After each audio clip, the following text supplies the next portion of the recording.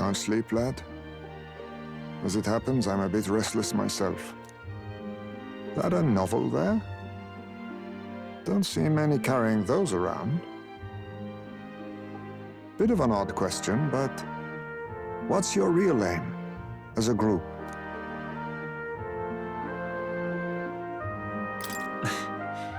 We're just a group of like-minded stragglers.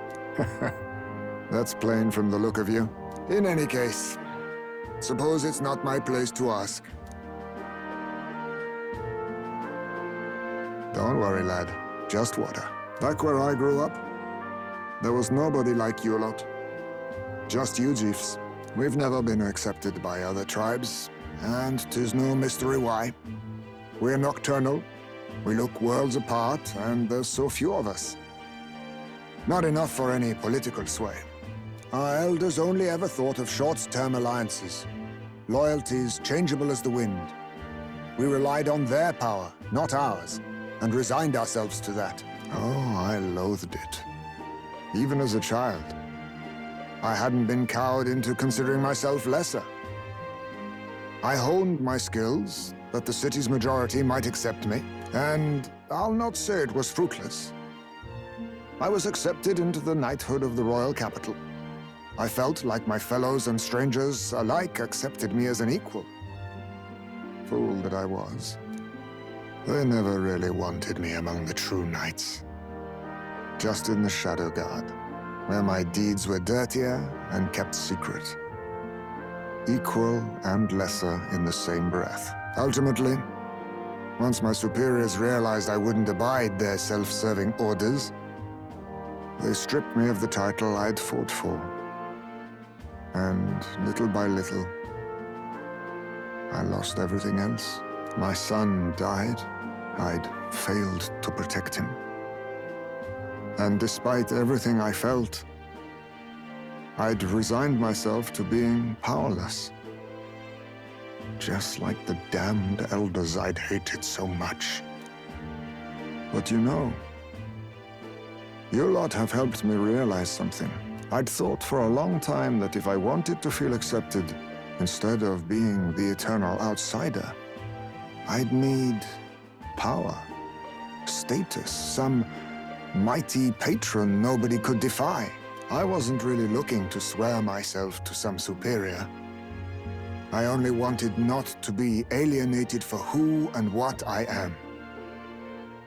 I just needed allies. Friends.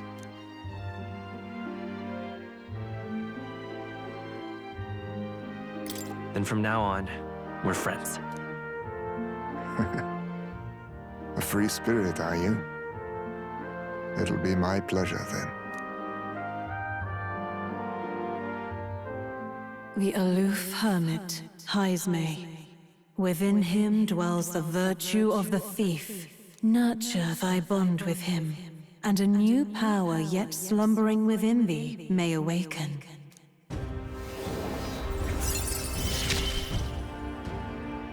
Perhaps our fates are bound somehow.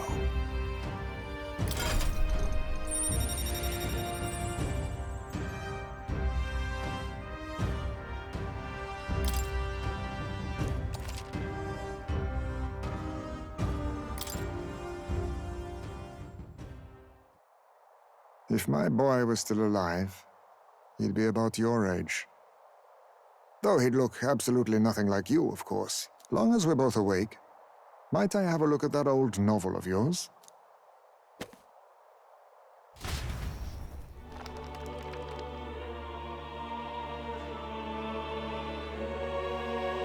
So, this is a fantasy novel.